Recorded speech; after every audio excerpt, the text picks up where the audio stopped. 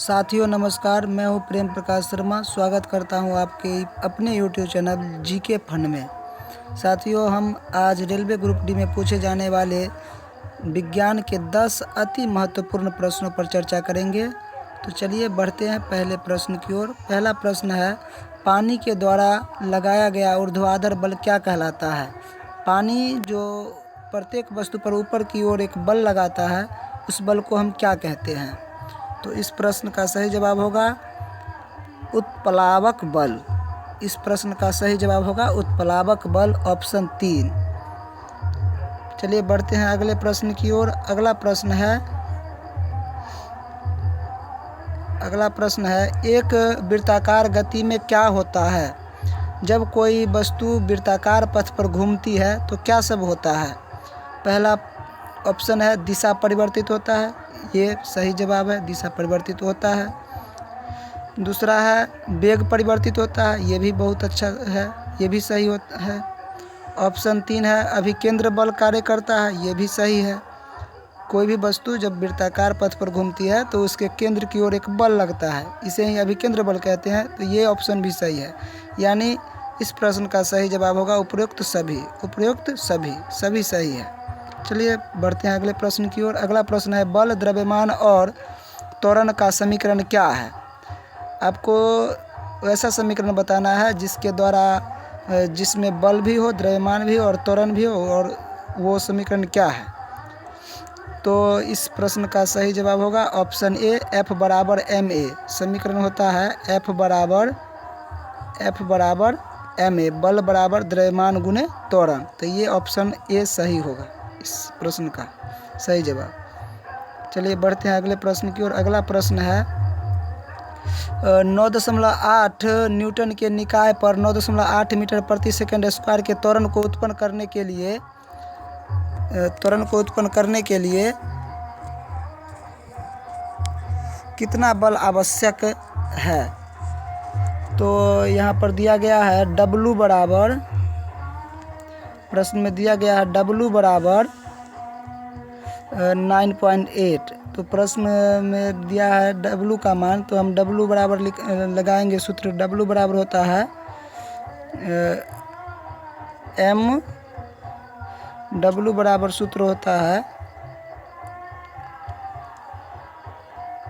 W बराबर सूत्र है m गुने g। W बराबर सूत्र होता है m गुने g। तो W का मान दिया गया है 9.8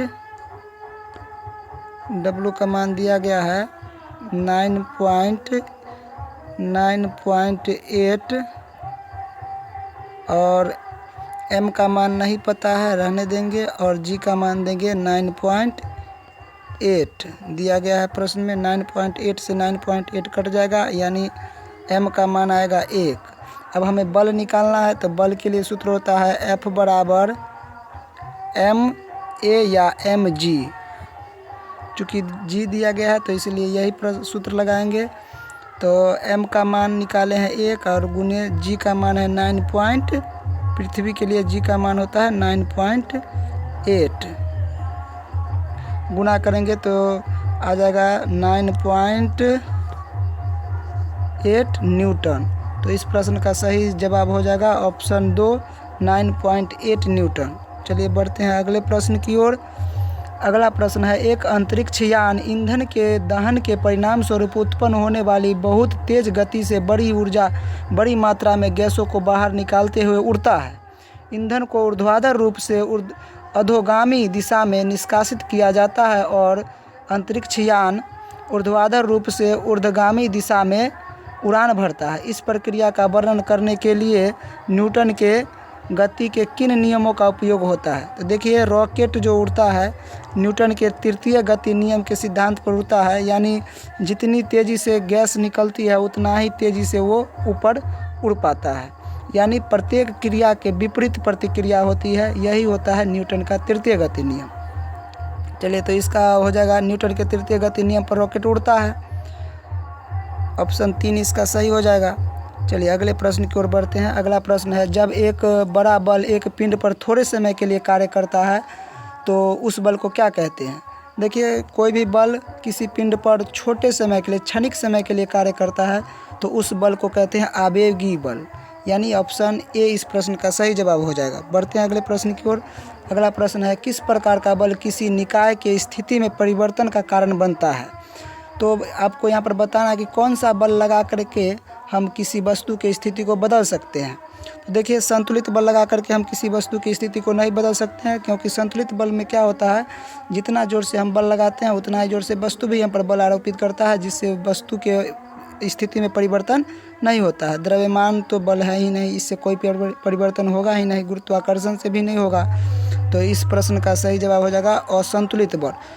कोई भी वस्तु पर हम जब बल लगाते हैं और वो वस्तु विस्थापित होता है, इसका मतलब है कि उस पर असंतुलित बल कार्य कर रहा है। चलिए इसका सही हो जाएगा, सही जवाब हो जाएगा ऑप्शन ए।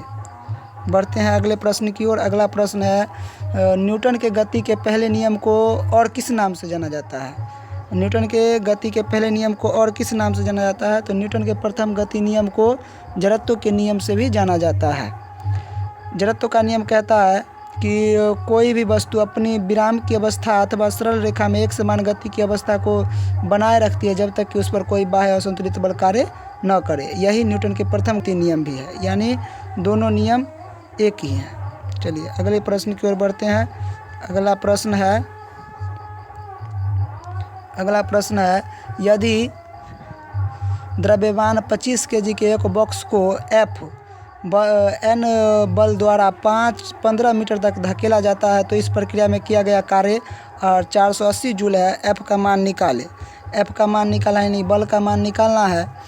तो हम लोग सूत्र लगाएंगे,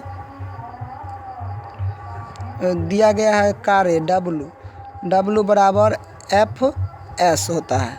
तो W का मान दिया गया है 480 और हम लिखेंगे F को ऐसे ही रहने देंगे और गुने S। विस्थापन कितना हुआ, बस बॉक्स कितना विस्थापित हुआ है, तो 15 से इसको काटेंगे। 15 तिया 45 आया 3, उस पर 0 30, 15 दूनी 30, यानी इस प्रश्न का सही जवाब होगा बल का मान हो जाएगा 32 न्यूटन, ऑप्शन 2। चलिए बढ़ते हैं अगले प्रश्न की ओर। ये थे हमारे विज्ञान के 10 अति महत्वपूर्ण प्रश्न,